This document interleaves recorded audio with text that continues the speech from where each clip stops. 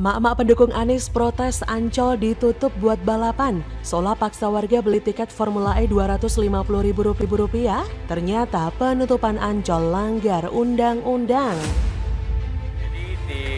Khusus di tanggal 4 Juni 2022 bertepatan dengan penyelenggaraan balapan Jakarta E-Prix ya. Ancol menjadi salah satu kawasan yang mendukung kegiatan tersebut. Oleh karena itu di tanggal 4 Juni 2022 Ancol tetap buka beroperasional, hanya saja kami khusus melayani bagi para pemegang tiket Jakarta E-Prix 2022. Berada di dalam kancah dunia. Ini adalah kesempatan di mana dunia menyaksikan Jakarta, menyaksikan Indonesia. Kita ingin menjadi tuan rumah yang baik. Kita ingin menunjukkan kepada semua bahwa Jakarta sudah bersiap untuk masuk di era baru. Juru bicara Partai Perindo bidang perempuan dan anak Ike Suharjo bereaksi keras terkait rencana penutupan kawasan wisata Ancol saat berlangsung lomba balap Formula E 4 Juni mendatang. Kepada media Minggu 29 Mei, ia menilai kebijakan tersebut sangatlah tidak adil, khususnya bagi kaum perempuan dan anak-anak, karena mereka semua butuh piknik seperti ke pantai Ancol.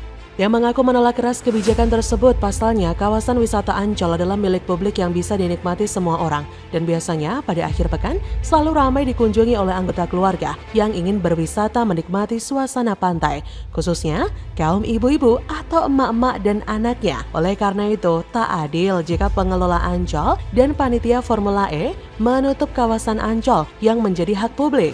Seharusnya menurut Ike, pihak pengelola tetap membuka kawasan wisata Ancol meski menjadi beberapa bagian, sehingga tidak ada hak publik yang dirampas, karena tidak semua pengunjung wisata Ancol menyukai balapan Formula E. Ferguson. Ike juga berpendapat, dibukanya Ancol untuk umum saat balapan Formula E justru sangat menguntungkan bagi pelaku UMKM yang ada di sekitar kawasan balapan Formula E, sesuai dengan harapan dan visi penyelenggara yang ingin menggerakkan sektor ekonomi UMKM. Katanya sih gitu.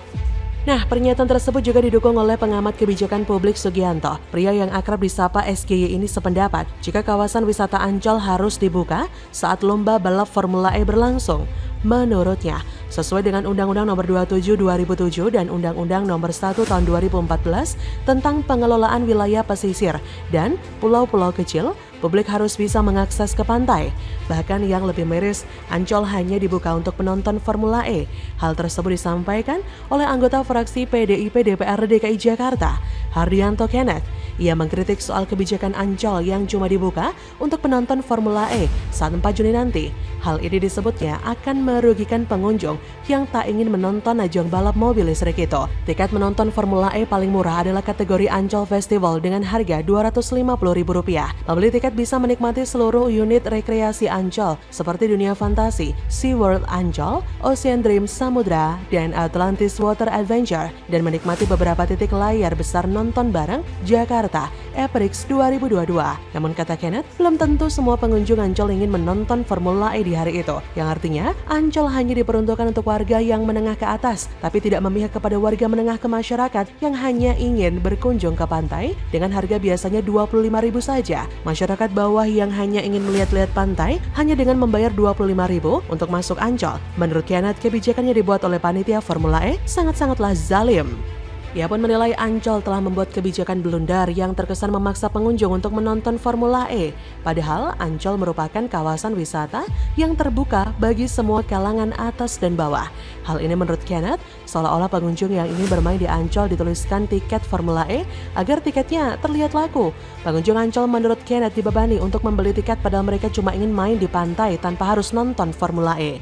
Selain itu, ia menyebut masyarakat juga sebenarnya tidak banyak yang mengenal Formula E. Ia sempat bertanya mengenai nama pebalap Formula E kepada warga setempat, tapi nggak ada yang tahu coy. Karena itu, Kenneth menyarankan agar tiket menonton Formula E digratiskan untuk masyarakat luas. Dengan cara ini, maka penyelenggara telah berlaku adil dan tujuan untuk kampanye kendaraan listrik bisa tercapai. Jangan malah memeras masyarakat kecil untuk bayar.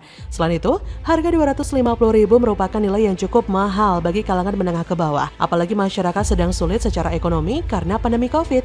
Tapi ketika masuk pada endemi dan masyarakat ingin pergi berlibur, malah dipaksa beli tiket Formula E. Selain itu, Kenneth pun menilai ditutupnya layanan Taman Impian Jaya Ancol untuk umum telah melanggar Undang-Undang Nomor 8 Tahun 99 tentang Perlindungan Konsumen. Pada pasal 4 ada aturan mengenai hak konsumen untuk mendapatkan layanan tanpa adanya diskriminasi dan ada konsekuensi hukumnya. Jadi bagaimana menurut Anda? Silahkan tulis di komentar ya.